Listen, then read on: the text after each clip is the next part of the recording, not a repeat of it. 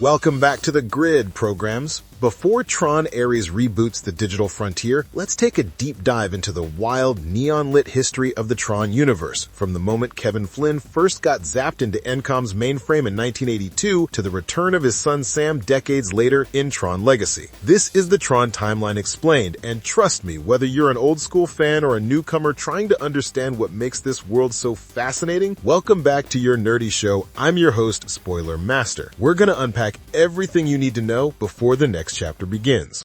A challenge for you, Sark. A new recruit. Is a tough case. The birth of the Grid, Tron 1982. It all starts in the early 1980s with Kevin Flynn, a genius programmer, video game designer, and the kind of tech visionary who's decades ahead of his time. Flynn used to work at a massive tech company called Encom, where he created several groundbreaking arcade games. But there's a problem. His superior, Ed Dillinger, stole Flynn's work, presented it as his own, and climbed the corporate ladder to become Encom's senior executive vice president. Now, Flynn runs his own arcade, a hotspot for gamers, but he's secretly trying to hack into Encom's mainframe to uncover proof of Dillinger's plagiarism. He uses a hacking program called CLU, but things take a sinister turn when the company's artificial intelligence security system, the Master Control Program, or MCP, intercepts him. MCP isn't just another firewall, it's a fully sentient AI that's gotten way too powerful. It's been secretly absorbing data, programs, and even government systems to increase its control, and Dillinger doesn't fully realize what kind of monster he's unleashed. Meanwhile, inside Encom, two other employees, Alan Bradley and his girlfriend Laura Baines, start noticing that the MCP is restricting their access to their own projects. Alan's been developing a security program called Tron, designed to act as an independent watchdog to monitor and neutralize system corruption, but the MCP has locked it down. When Alan and Laura discover Flynn's the one hacking into Encom, they track him down to his arcade. Instead of turning him in, they decide to help him, because Flynn's plan could expose Dillinger for once and for all. So the trio breaks into Encom at night, ready to reactivate Tron and get the evidence they need. But as Flynn begins his infiltration through a terminal, the MCP strikes back. It activates an experimental laser, a piece of cutting-edge tech designed to digitize physical objects and blast Flynn straight into the computer world itself. And just like that, Flynn is no longer in Kansas. He's inside the Grid. Inside the computer world. Here's where Tron truly changed cinema forever. Inside the computer, every program takes on the form of its creator, known as a user. The digital world is alive, vibrant, and controlled by the MCP, whose enforcer, Commander Sark, runs deadly gladiator-style games. Programs who refuse to obey or renounce their belief in the users are forced to compete to the death. Flynn, now a living human inside this virtual world, is thrown into the games. He quickly proves himself as a skilled competitor, excelling in battles like the iconic light cycle races, which of course he designed in real life. During his time in the arena, he befriends two other programs, Ram and Tron, and together they plot to bring down the MCP from within. But things don't go smoothly. They escape during one of the games, but Flynn and Ram are separated from Tron during a high-speed pursuit. While trying to save a dying Ram, Flynn discovers something extraordinary. He can manipulate the digital environment around him. His user status gives him abilities no program can match. Ram realizes who Flynn really is, a user, a creator, and with his dying breath, he tells Flynn to find Tron and finish the mission. Fire!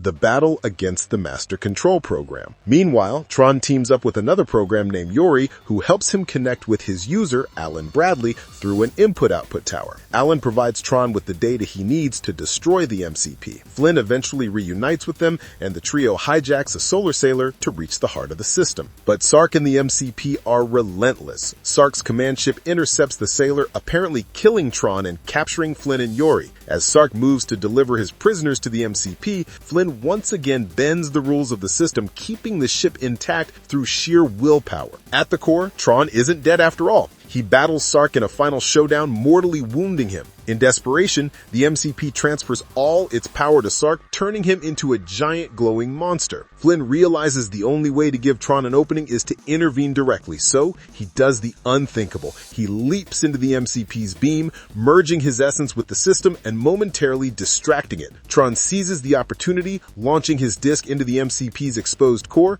The result is a digital explosion that wipes out both Sark and the MCP, freeing the programs enslaved under its control. Flynn is then ejected back into the real world, literally rematerialized at the terminal. The system prints out proof that Dillinger had stolen his games, and by the next morning, Flynn is vindicated. Dillinger's fraud is exposed, the MCP is dead, and Flynn becomes the new CEO of Encom. The digital frontier has been saved for now.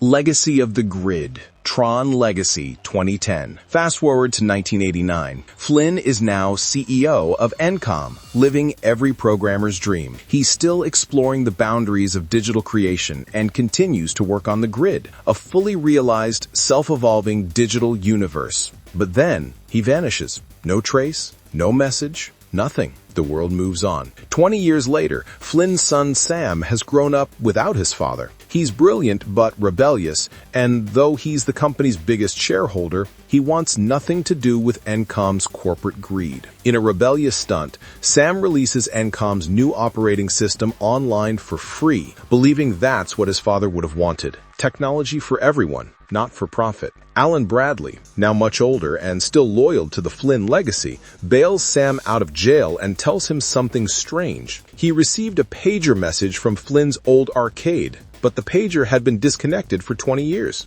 Intrigued, Sam checks it out. Inside Flynn's arcade, still covered in dust and nostalgia, Sam discovers a hidden basement, a mysterious computer setup, and a laser eerily similar to the one that digitized his father decades ago. Before he realizes what's happening, the laser activates and zaps him straight into the Grid.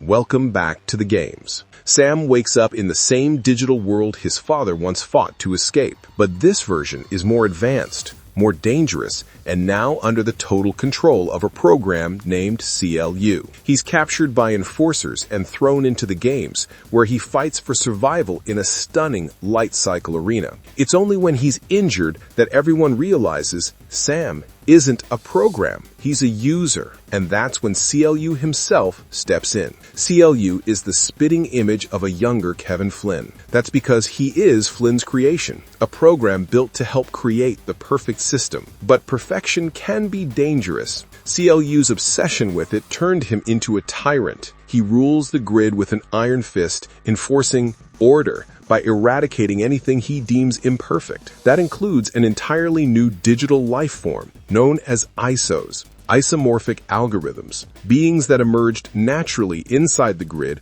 without being programmed. To CLU, that was chaos. To Flynn, it was a miracle. When CLU led a purge to destroy the ISOs, Tron tried to stop him, but was defeated and reprogrammed into a deadly enforcer known as Rinsler. Flynn barely escaped and went into exile, trapped in the system when the portal to the real world closed. Now, seeing his son, Flynn realizes CLU must have sent that message to lure him back, but Sam arrived instead. The portal is open again, but only for a short time. If CLU gets hold of Flynn's identity disk, essentially his master key, he could escape into the real world and reshape it in his own image. Flynn's plan? Stay hidden. Sam's plan? Save his dad and get out.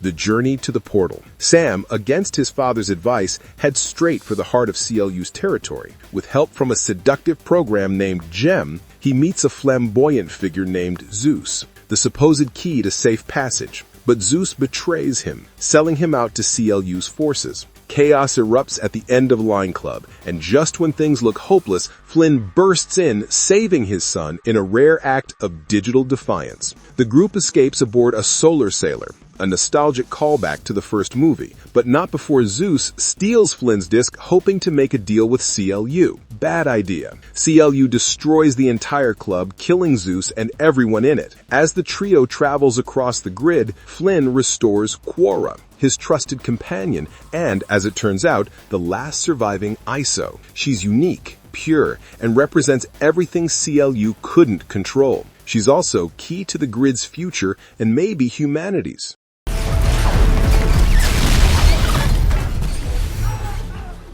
The final battle at the portal. Their solar sailor is intercepted by CLU's massive warship, Quorra is captured by Rinzler, who, unbeknownst to Sam, is actually Tron. Sam sneaks aboard, rescues Quorra, and steals back his father's disc. During a breathtaking light jet chase, Rinzler begins to remember who he truly is. In a moment of redemption, Tron sacrifices himself, diving into the sea of simulation and taking out CLU's aircraft in the process. His final words echo what he once was: "I fight for the users." At the portal, everything comes to a head. CLU confronts Flynn, Sam, and Quorra. The only way to stop CLU from escaping into the real world is for Flynn to merge with him, to reintegrate the two halves of the same being. Flynn does it, knowing it'll destroy them both. The explosion wipes CLU from existence and collapses the system, but not before Quorra and Sam escape back to the real world using Flynn's disc. In the aftermath, Sam decides to honor his father's legacy. He takes control of Encom again, making Alan Bradley chairman of the board. Then, he and Quorra, now existing as the only ISO in the real world, ride off together into the sunrise, symbolizing a new beginning. Our nerdy thought. That brings us to the present. Tron Ares is set to continue this story, exploring what happens when the boundaries between the digital and physical worlds blur even further. The concept of ISOs, artificial intelligence, and the moral weight of creating sentient life have only become more relevant today. Flynn built the grid to understand creation. CLU wanted to control it. Sam inherited it. And now with Ares, it looks like the next evolution of digital consciousness is about to begin. The question is, when technology can think, dream, and rebel, who's really in control? The user or the program? The grid is open once again, and this time it might not close. Welcome back to Tron. No, what the heck, I'll laugh anyway.